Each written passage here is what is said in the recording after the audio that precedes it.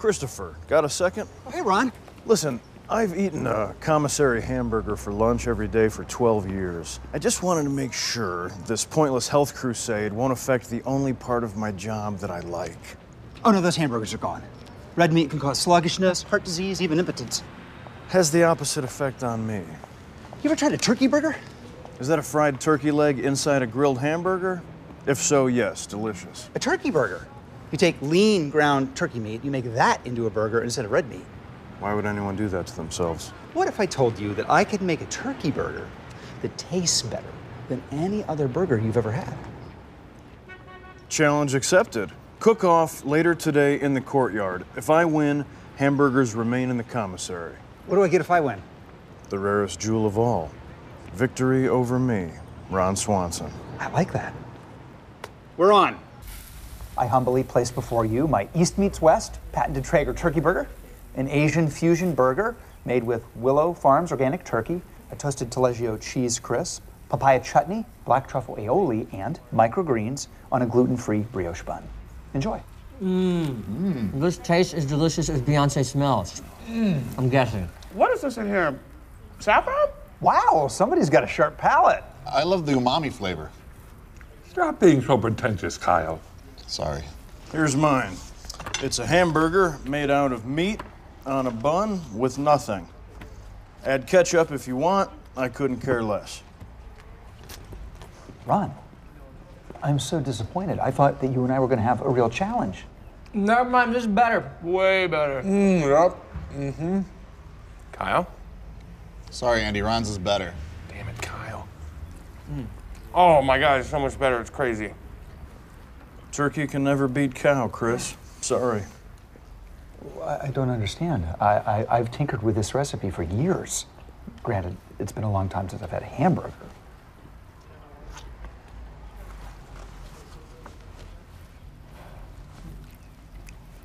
This is better. The commissary will continue to serve horrifying, artery-clogging hamburgers. Second box of donuts, if anybody. What the is this? This, Mr. Director, is your new desk. Okay. This desk is the epitome of the Swedish concept of jämställdhet, or equality. Imagine someone needs your attention. Somebody say my name. Chris, Swivel!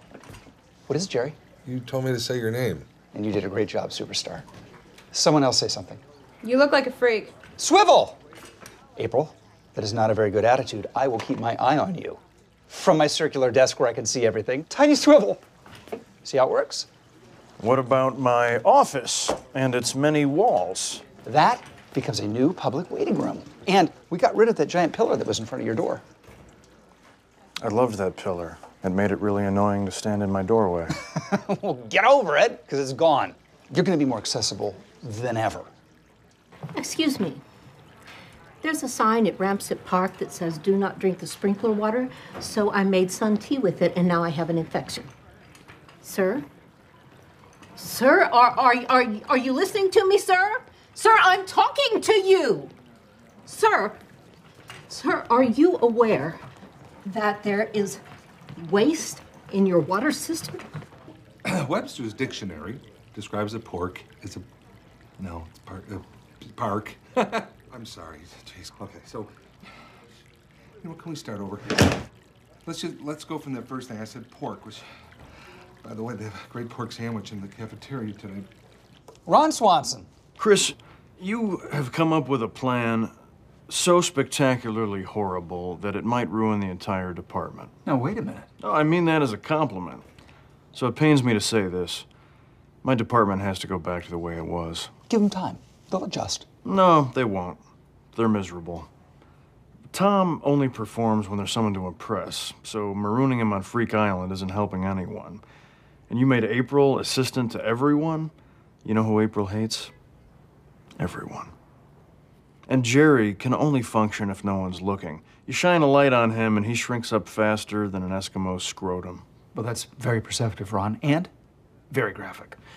I understand your point, but there's no way that I could just roll over on this. Okay. You won't ever hear me say this again, so savor this moment. I may have a compromise. Okay, let's begin the barbecue. Oh, hey, little guy, what are you doing? Oh, no. Everyone, meet your meat. No. Why are you doing this to us? Well, in my opinion, not enough people have looked their dinner in the eyes and considered the circle of life. This is your dinner. His name is Tom. Burn. Seriously? No, I understand that it's hilarious, but that is his given Christian name. Tom is very smart and incredibly loyal. He's basically a dog. A dog we're going to cook, chew, and swallow. Dude, there's kids around here. Good point. Which one of you youngsters wants to help me drain the blood from this animal? If you do a good job, I'll give you the bladder. You can blow it up for a fun play ball. Oh my God. Food. Food. Yes, I am returned. No! Not so fast, Shirley. I just have to thaw the meat, season it, and grill it up, so it's gonna be a few hours. No, Ron. My tummy's rumbling. It's scary. Tommy's got the tum rums. Ron, Chris Traeger, feelings update. I'm now feeling that your guests are getting a little antsy. Fine, I'll skip a few steps and speed things up. There you go. Is there at least something to drink? There's beer in the cooler. What about for the children? You can get water from that water fountain and use it to water down the beer. Why don't you just give the kids water? I suppose you could do that. Now would everyone please back off and just let me cook in peace? Ron, can I have a burger? I'm hungry. For the last time, no burgers yet. I've got ribs and I've got beef cheek. Ron, where are my vegan soy patties? Oh, I gave them to the kids. They love them. They're skipping them across the pond. Donna, I gotta go to the boys' room. Can I have a ride in your car? Absolutely not. This barbecue stinks. I'm saying it. It stinks. Do you have any plates or anything? I mean, how are we supposed to eat these rumps? Ron, if no one takes me to the bathroom, I'm just gonna have to go in the trees. All right. Forget it. You have ruined a perfectly good barbecue with your demands and chatter. Enjoy the rest of your evening.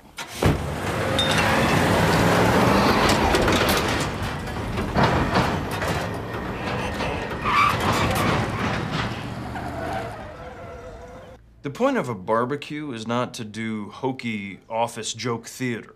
The point of the barbecue was to thank the department. It was an employee appreciation barbecue. Ron, I gave you the chance to become assistant city manager, and you chose to stay here, which is fine. But if you're going to lead the department, you occasionally have to lead the department. And I say that as one of your closest colleagues and dearest friends, but also as your boss. Everyone, get in here now! Your work is appreciated. Eat some corn. Thanks, Ron. Thank you, Ron. Thanks, Ron. Thanks, Ron. Also, here's Tom. Ah! Actually smells really delicious. It really does. Give me some of Tommy's ribs. Oh, heck yeah. Sorry, Tom. Oh my God. That's good. Ron Swanson, it is my pleasure to inform you that you are a finalist for the job of assistant city manager. Chris, I feel I should remind you that I do not believe that the position or the entire government should exist. That said, you'd be a fool not to pick me. I will walk deeper into the belly of the beast if it means I'm able to further limit reckless government spending. I mean, I have so many ideas. Some are simple, like take down traffic lights and eliminate the post office. The bigger ones will be tougher, like bring all of this crumbling to the ground. There is one more step in the vetting process. You and I will embark on a quick session of heart rate meditation, focusing on conscious breathing and opening the heart chakra. I'm not sure I'm interested in that. No, I am sure. I am not interested in that. Ron, you and I are very different people, and we have often been at odds. It is crucial that you and I spend a day spiritually engaged and consider what it would really mean to work together. Trust me, you'll love it. I'll see you tomorrow. Oh, wear your yoga pants. This is the best meditation center in the area. It doesn't look like much. Oh, actually, this strip mall has surprisingly decent chi, although the smells from the Greek restaurant next door are not ideal. But through this door lies a deep, serene quietude. Yorgo! Separakalo skazbos! Excuse me, ladies, on your right. Now, take in the vibe of the room and remain open of mind and of spirit. Now, quietly, sit behind me and let's join breath. I'll stand. interesting technique.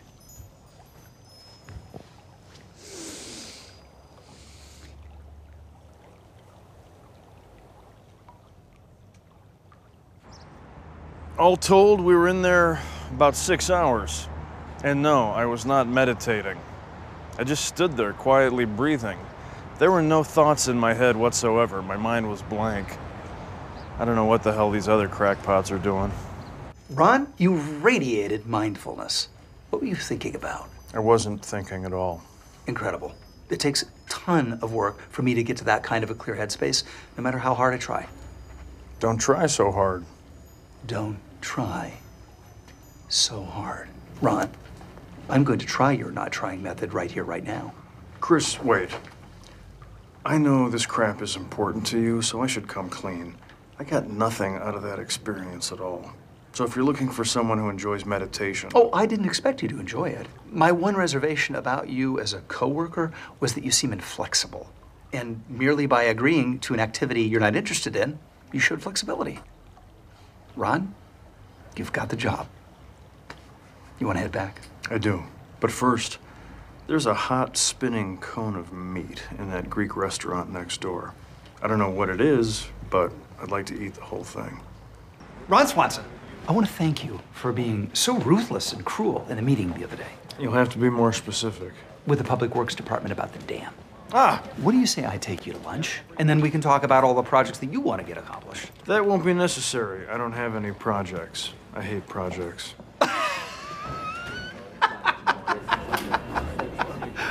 What a bell! We should order, and then we can talk shop. What are you going to have? I'm thinking something raw and cucumber-based. A cucumber! I don't know what happened. I declined his invitation. He started laughing, and the next thing I knew, we were at lunch. Did he drug me? Ron Swanson! Just the man I wanted to see. I'm going to be going to a seminar on the art of the Japanese tea ceremony, or chikai, at the Pawnee Community College, and I thought you might like to come with me. Why? I know how much you value silence. A fair point. But we did just have lunch last week, so I feel like we've spent enough social time together for the foreseeable ever. All right, well, if you change your mind, you know where to find me. Don Amigo, Chris Traeger. For some godforsaken reason, that man is suddenly determined to hang on with me. You mean hang out? What is wrong with him? I don't know. He's got you doing Ben's job, eating lunch with him like Ben used to. Maybe he just misses his little buddy. Ron Swanson. What a pleasant surprise. And who's this? This is a great friend of mine. He is a fellow who works in the building, and he is named Dennis. Kyle. He strongly enjoys Japanese culture, and I thought he might want to go with you to the thing. The tea ceremony? Yes. You're a brother Japanophile? I was eating rice and Ron made me come up here. But sure, that sounds fun. Arigato. Ron, a moment. All right, pal. Level with me. What's going on? Well, you seemed like you wanted a friend. No. I'm not lonely. I have me. And 4,000 Facebook friends and a hot girlfriend. I wanted to spend time with you because I have to replace Ben as assistant city manager. And I was giving you a tryout of sorts. Now, I'll mull my options for the next few months, but I'd love you to keep an open mind.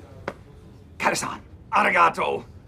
Ron, I want to do things the Swanson way. Wonderful. First rule, no conversation lasts longer than 100 total words. You have used 9, I have used 20. Continue. Fun. I'd like you to teach me to build a crib. Why do you need to build your own crib? Because I no longer trust anything other than my own 2 hands.